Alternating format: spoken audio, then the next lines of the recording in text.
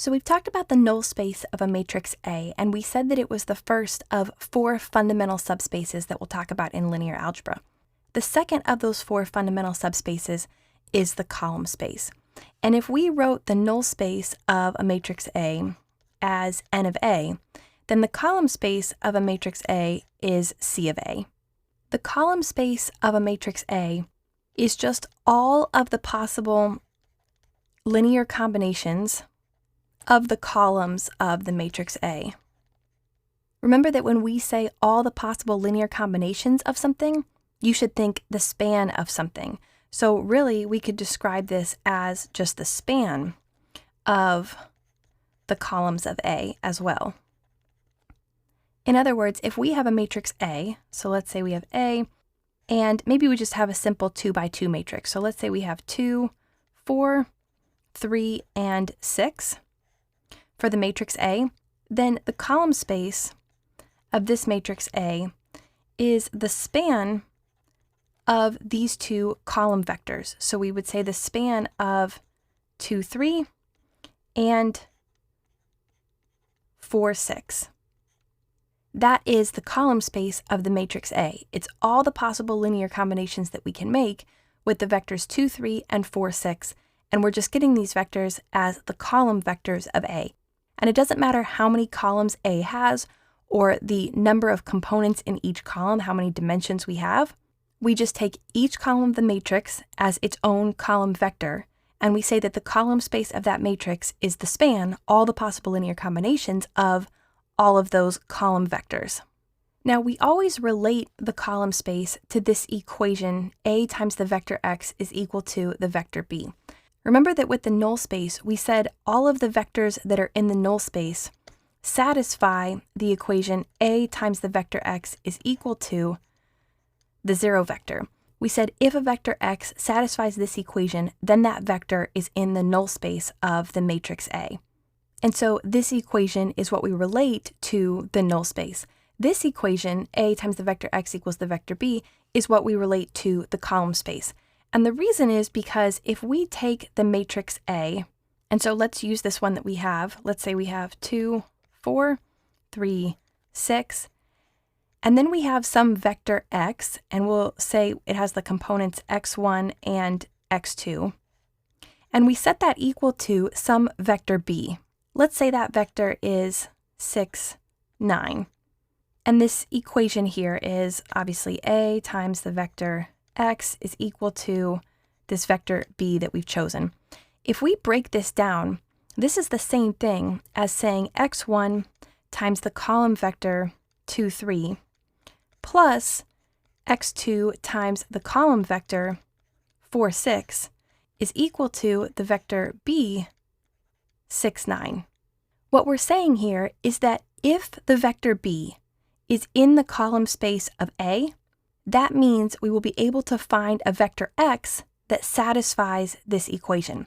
So if b is in, this symbol means in, the column space of A, so if the vector b is in the column space of A, in other words, if vector b can be expressed as a linear combination of the columns of A, if vector b 6, 9 can be expressed as some linear combination of the column vector 2, 3 and the column vector 4, 6, if vector b is in the column space of A, then there's a vector x that exists as a solution to ax equal b.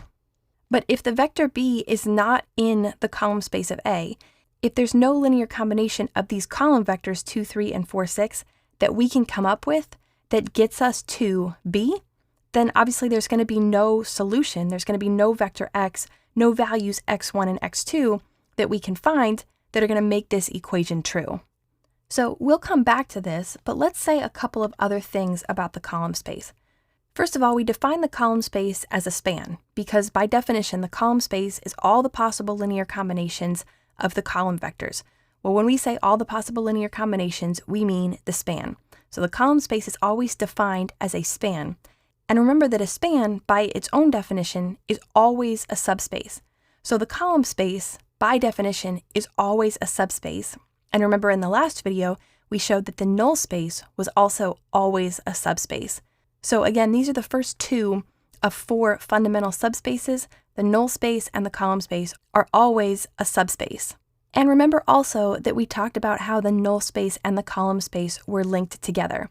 We said that if the null space only includes the 0 vector, if the 0 vector is the only member of the null space, then the columns of A must be linearly independent. But if the null space includes the 0 vector, which it always will, if it includes the 0 vector plus some other vector, we'll say the vector v1, and this could be any other vector, and it could be multiple vectors, as long as it includes at least one other vector other than just the 0 vector, then that tells us that the columns of A are linearly dependent. And we explained why that was, and we also said that the reverse was true, so I can flip these statements around and I can say that if the columns of matrix A are linearly independent, then I know that the null space only includes the 0 vector. But if the columns of A are linearly dependent, then I know that the null space includes not only the 0 vector, but at least one other vector. Now this relationship is important not only for the null space, but for the column space, because if, for example, we're able to find the null space and we're able to say that it only includes the 0 vector, and therefore that the columns of A are linearly independent, then we're saying, going back to this example with A here, that these two columns, 2, 3, and 4, 6, are linearly independent. Let's be clear, in this case, they're not. But if they were, if the column vectors of A were linearly independent, then we'd be saying that the column space of A is defined as the span of a set of linearly independent vectors. And when we have the span of a set of linearly independent vectors, we know that those vectors form the basis for the column space. Remember that in order to form a basis for a space, for a subspace, you have to have a set of linearly independent vectors. So if we find the null space and we can conclude that the columns of A are linearly independent, we can say that the column vectors of A form a basis for the column space. If we find that they're linearly dependent, we know that they do not form a basis for the column space. So in this case, the columns of A form a basis. In this case, when the column vectors are linearly dependent, they do not form a basis for the column space of A. So let's actually walk through a full example where we find the null space and then use that to find the column space, and we'll talk about whether or not the columns of A form a basis for the column space. So let's just go ahead and use this matrix we started with, the 2, 4, 3, 6 matrix. The first thing we want to do is put that into reduced row echelon form. So we could do that by multiplying through the first row by 1/2. So 2 times 1/2 is 1, 4 times 1/2 is 2, and then we have the second row, 3, 6. Then if we take 3 of the first row away from the second row, the first row stays the same, and then we get 3 minus 3 times 1, or 3 minus 3, that's 0, and then 6 minus 3 times 2, or 6 minus 6, and that's 0. So we already have the matrix in reduced row echelon form. This is the reduced row echelon form of A. And in order to find the null space, we want to put this into the A times the vector x equals the 0 vector equation. So we say A times x1, x2, that's our vector x, is equal to the 0 vector. And if we break this out into a system of equations, we'll say 1 times x1, or x1, plus 2 times x2, so plus 2 times x2, is equal to the 0 in the first row here of the 0 vector. Across the second row of matrix A, we just get 0x1 plus 0x2 equals 0. That's just 0 equals 0. Whenever you've got a 0 row, you're never going to get a valuable equation out of that row. So we're just left with this equation. And because we see here that we have the pivot entry, and this column is associated with x1, this column is associated with x2, because we only have a pivot in the first column, we want to solve this equation for that pivot entry. So we'll subtract 2x2 from both sides, and we'll get x1 is equal to negative 2x2. So x1 is our pivot variable, x2 is a free variable. So then if we create a linear combination equation for our vector x, we can say x1, x2 is going to be equal to, we only take the free variable x2 on the right side, and we figure out what to multiply that by. Well, x1 is equal to negative 2 times x2. So we have to put a negative 2 here so that we get x1 is equal to x2 times negative 2, or negative 2x2. That's what we see from this equation. And then x2 is just going to equal 1x2, so we get a 1 here. This tells us that the null space of A, which is the same, remember, as the null space of the reduced row echelon form of A, putting the original matrix into reduced row echelon form doesn't change anything. The null space of that matrix is still equivalent to the null space of the original matrix. So that null space is going to be equal to the span of the one vector that we found here. So the span of just the column vector negative 2, 1. This tells me that I can take any linear combination of the vector negative 2, 1, and that vector, that resulting vector, will be in the null space of A, which really just means I can multiply this vector negative 2, 1 by any scalar, and that resulting vector will be in the null space. So now that we found the null space, we can use it to talk about the column space. And the first thing that we say is, remember, if we find any vector here in the null space other than just the 0 vector, then we know that the columns of A are linearly dependent. So because we found this vector negative 2, 1, we didn't just find the 0 vector. That means we have other members of the null space and that the columns of A are linearly dependent. Because the columns of A are linearly dependent, the columns of A do not form a basis for the column space of A. They don't form a basis for that subspace. We can still say that the column space is spanned by its 2 column vectors, but these vectors can't form a basis for the column space. We would need to simplify this list of vectors somewhat in order to have a basis for the column space. So how do we actually go about finding a basis for the column space? Let's look at that. Finding the basis for the column space of A. Well, remember, in order to form a basis for any subspace, the vectors we're using to form the basis must be linearly independent. And what's a test that we can use for linear independence? Well, we can take a linear combination of the vectors we're interested in and set that linear combination equal to the 0 vector. So instead of this equation down here, remember this was a linear combination of the columns of A, the column vector 2, 3, the column vector 4, 6. Here we set it equal to this vector B that we made up, 6, 9. But if we want to figure out how to make these column vectors linearly independent, we want to set that equal to the 0 vector. So we would just say x1 times the column vector 2, 3 plus x2 times the column vector 4, 6, and we would set that equal to the 0 vector.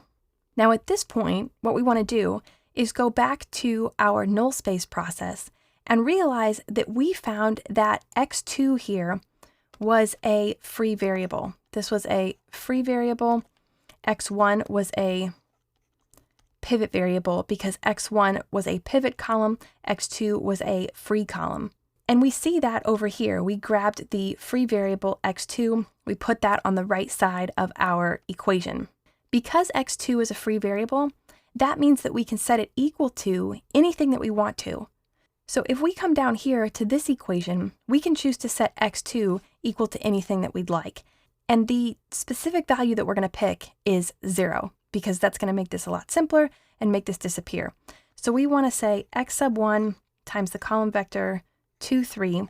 When we put a 0 in here for x2, that's going to turn into the 0 vector. Adding the 0 vector doesn't change anything, so it literally just cancels out, and we get that this is equal to the 0 vector.